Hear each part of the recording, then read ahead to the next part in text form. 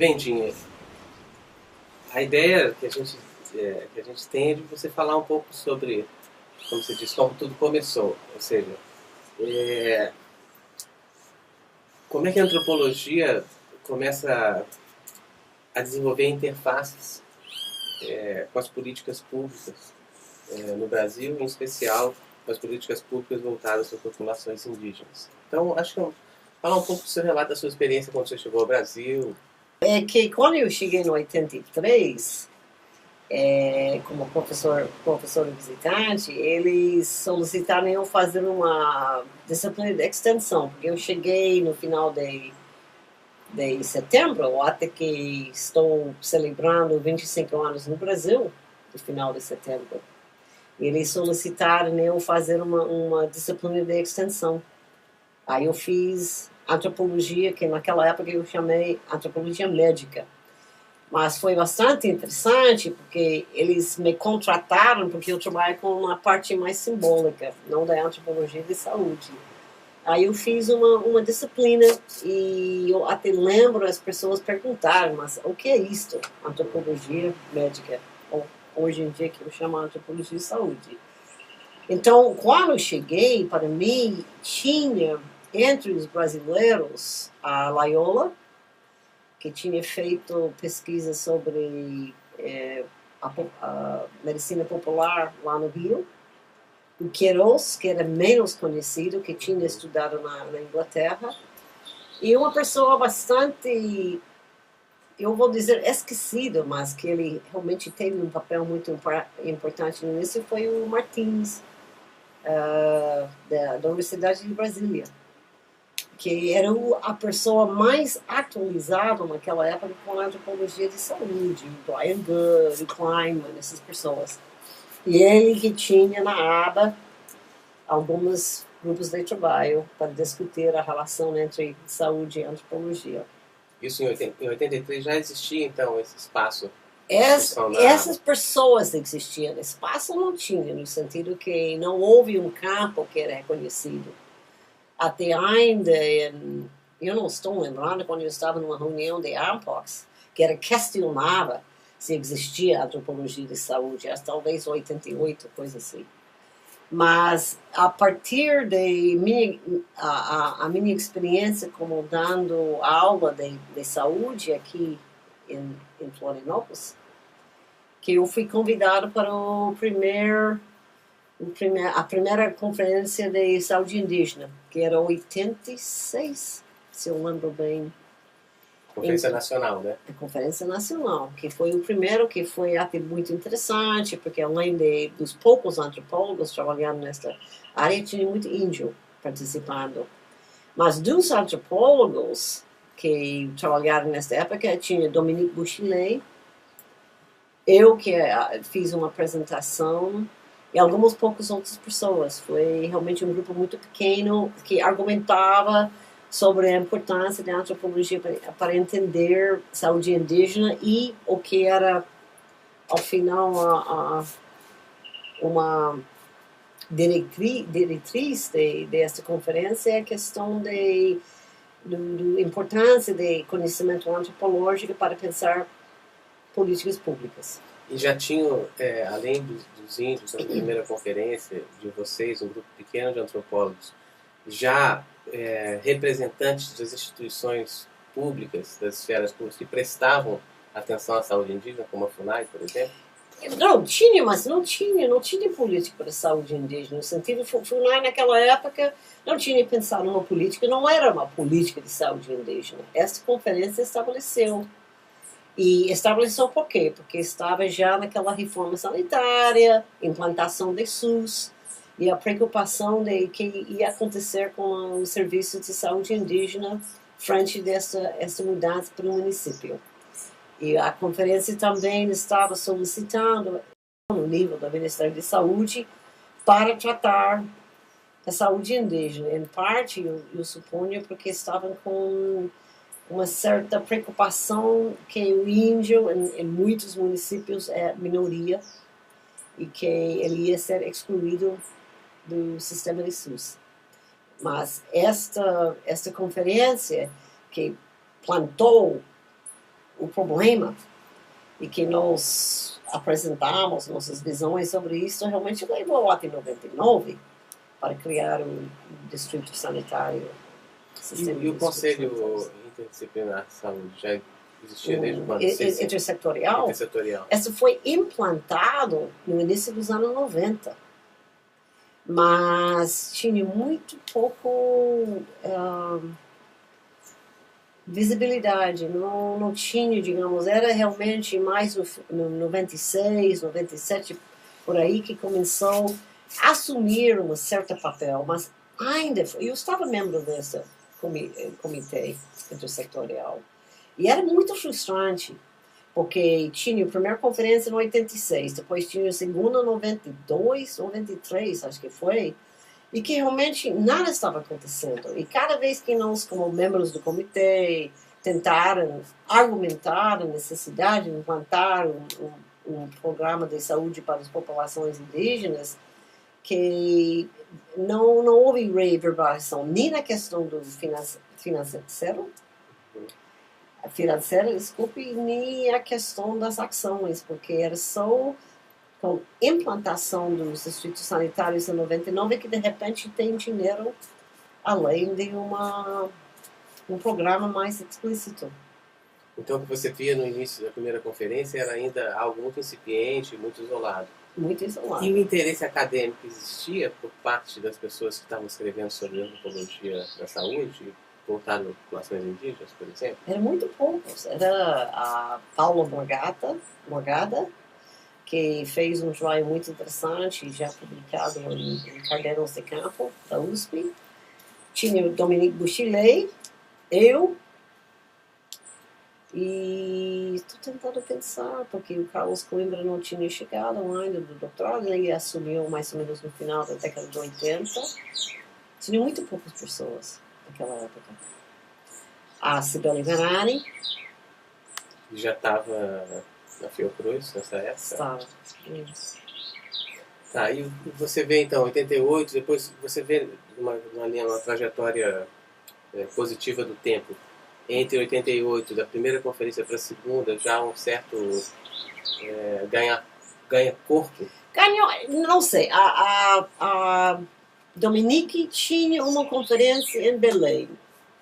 Porque depois da primeira conferência, em 86, a Dominique tinha uma conferência que eu acho foi 88, em Belém, onde ela convidou todos os antropólogos que estavam trabalhando com saúde indígena e também os médicos, porque você tinha a Escola Paulista de Medicina, não? Que tinha todo um esforço bastante interessante. Eu lembro, eu até tenho uma foto o grupo talvez chegou a ter mais ou menos 20 pessoas, entre médicos, dentistas e antropólogos, que nós pactuamos, eu posso dizer isso, pactuamos que íamos lutar para a saúde indígena.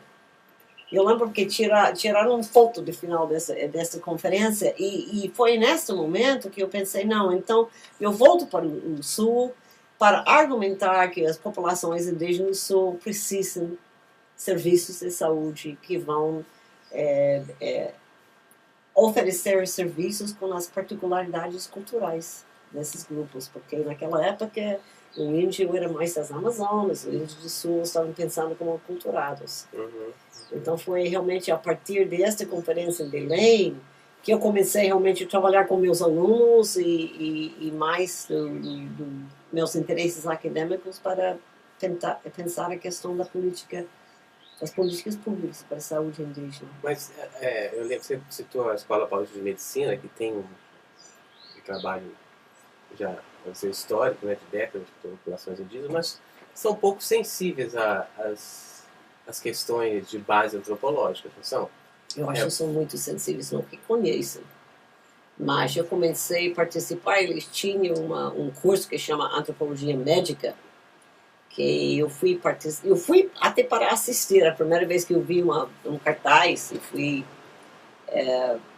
participar, e eles me convidaram para dar uma palestra, que foi, dos anos, mais ou menos dos anos 90. Eles tinham muito interesse. Eles não necessariamente tem uma visão bem antropológica. É isso que eu quero dizer. Mas eu acho que o reconhecimento da importância eles tinham. E nesse sentido, eu acho que admiro muito o trabalho do Baruzzi. Porque Baruzzi é muito médico, mas ao mesmo tempo ele queria explorar essa parte, achava importante. Então, nesse sentido, eu acho que este curso era como tratar índio, não era realmente pensar coisas antropológicas, mas eles não estavam fechados. Então, se a gente começa a falar um pouco do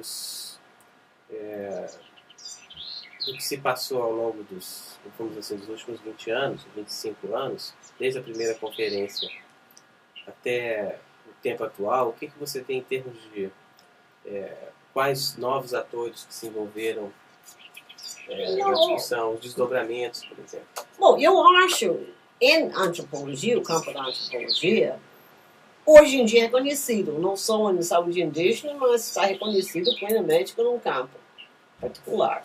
E tem muitas pessoas, muitos pesquisadores, tanto na antropologia como na sociologia, né, que estão interessados.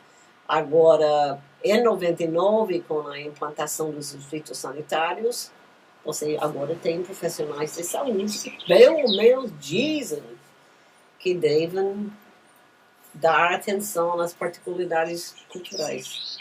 Agora, eu acho que o diálogo está muito complicado. Eu acho que, ao final, o que eles acham que tem que pensar cultura, o que é cultura, eles não têm uma certa clareza e, às vezes, trabalham com bastante como chama, preconceito, que é o que é cultura, o que é o índio acredita. E eu acho que, nesse sentido, os serviços de saúde, além de algumas equipes muito especiais, em geral, os serviços de saúde não avançaram muito.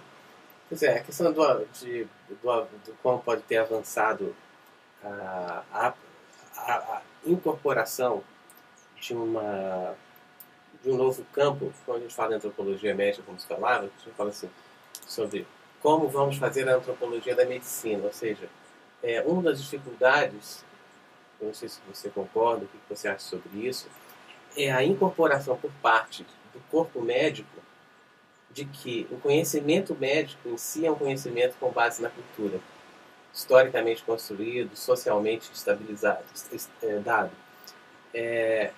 Essa grande dificuldade de você, que eu vejo como foi a grande inovação do Kleinman, né, de chegar para a gente e dizer, não, olha, esse conhecimento da medicina é um conhecimento também com base na cultura, também é cultural. Você acha que esse olhar crítico a si mesmo, os médicos ou as pessoas ligadas ao campo da saúde conseguiram incorporar? Não conseguiram. Mas os antropólogos também acho que não ajudam nesse diálogo, porque o mais importante é isso é um diálogo. E, em geral, o que acontece frequentemente é que os antropólogos também criam certas antipatias. Então, esse diálogo está muito incipiente. Você tem alguns médicos, algumas equipes que tentam relativizar o saber biomédico. Mas eu acho, em geral, que eu vejo que as políticas de saúde indígena são, basicamente, ainda fazendo as mesmas perguntas. Como vamos educar os índios para comportar, como devem comportar, para reconhecer que nossas diretrizes são mais importantes para eles terem melhor saúde. O que eu vejo é que, embora haja, em termos na legislação, um grande avanço da incorporação das questões antropológicas, como o relativismo cultural, ou a não hierarquização do conhecimento, até mesmo a ideia de você acabar com uma verticalização dos saberes e tentar construir, como eu falo, um diálogo, é a própria proposta antropológica da horizontalização, né? Não se sabe mais, sabe-se diferente. Isso está posto em termos dentro da legislação, das iniciativas das políticas públicas de saúde indígena. Agora, esta incorporação, de fato, ela tem grandes limites na hora em que o conhecimento ele não tem, no cotidiano clínico, por exemplo, no atendimento, você vê esse tipo de relações horizontais? Não, mas eu nem penso que deve ser uma incorporação. Eu acho que não é possível. Para mim, eu penso que realmente o que os profissionais de saúde têm que fazer é respeitar e tentar oferecer o melhor serviço possível, que não acontece. Mas eu não acho incorporação, porque eu acho que os sistemas são tão diferentes. E, afinal, os índios vão escolher e fazer o que eles bem sabem fazer. Eu acho a ideia de Menendez, articulação, é muito mais interessante de pensar em incorporação. Da articulação, da construção dialogal. Né? E o que você vê como a sua produção bibliográfica a esse respeito, ao longo desses 25 anos, como a interlocução nesse campo? Como é que você, olhando para agora, nessas últimas décadas, o que você consegue enxergar de termos de sua produção? A minha produção? Não, eu acho que eu escrevo, eu posso dizer uma coisa, eu acho que eu escrevo frequentemente para uma plateia não antropológica. Eu acho que eu tento de escrever, tento de expressar alguns de nossos princípios e o entendimento antropológico para os profissionais de saúde. Eu já participei não sei em quantos congressos que me convidam de nutrição, de não sei o quê. É frequente que me convidem para fazer uma apresentação. Eu tento falar, digamos, eu tento dialogar com os profissionais de saúde, não vir com teorias antropológicas que para eles não vão adiantar muito como lidar com a diversidade. O problema realmente não é só o índio, o problema é a diversidade, como lidar com a diversidade e como relativizar a biomedicina, que é muito complicado para o profissional de saúde. Mas eu, que li parte da sua produção nessas últimas décadas, vejo que você tem um grande esforço também na questão de construir, de dialogar com o pessoal da profissão não antropológicos, mas de trazer temas antropológicos para a reflexão, não é? Por exemplo, o que você chega e tenta de uma forma direta falar assim, olha, o conhecimento da biomédica é um conhecimento também com base na cultura, né? Eu vejo que você não tem essa preocupação na construção de grandes teorias a esse respeito, como talvez alguns outros autores, mas você desconstrói essa armadura do conhecimento antropológico para construir pontes de diálogo para quem não é do campo. E aí, como é que tem sido a sua inserção além da esfera acadêmica, onde mais nesses últimos 20 anos ou 25 anos você tem tido inserção, né? Inserção. Acadêmica consagrada, né? Em termos de cursos, alunos...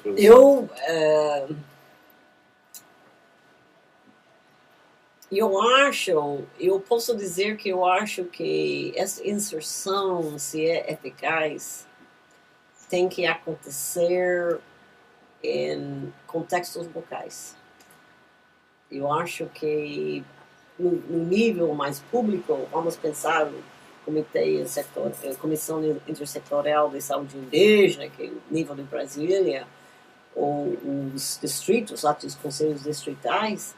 Eu acho que você já expressou, a filosofia está posta, as ideias estão postas, mas as pessoas não entendem o que quer dizer.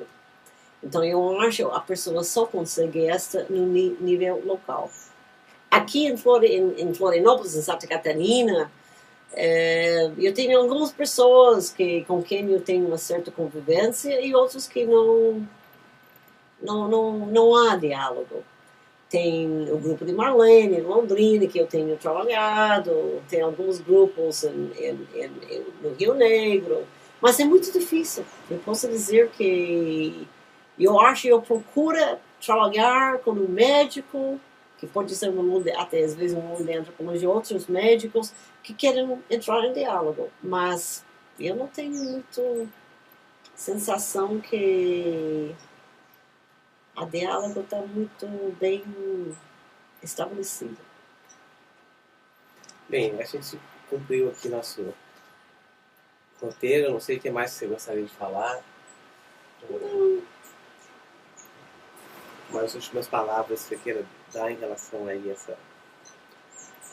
a proposta da relação entre o conhecimento acadêmico e a produção acadêmica e a sua praticidade ou aplicação prática. Não, eu acho que está acontecendo, mas a gente vai levar muito tempo. E os índios, como você tem visto assim, mais o campo que a gente tem trabalhado aqui no sul, no Choclen, no Skygang, como você tem visto, por exemplo, esse diálogo, as interfaces de participação, os fóruns de participação indígena frente ao campo da saúde? Então, estão muito mais fortes que estavam. Eles têm um papel. Agora, ao mesmo tempo, eu acho a ideia de o que é saúde, o que é medicina, é uma construção dialógica. Eu acho que o trabalho da Luciana sobre medicina tradicional é um bom exemplo, no sentido que é esse campo? Saúde, porque os índios pensam muito diferente, no sentido que o campo de saúde para o índio é muito mais abrangente que para nós. Mas quando pensamos em ações em saúde, em políticas públicas, já estamos em uma área muito mais restrita. Mas eles estão funcionando. Está nisso. Tá bom. Muito obrigado. Tá bom. Parabéns. Obrigada.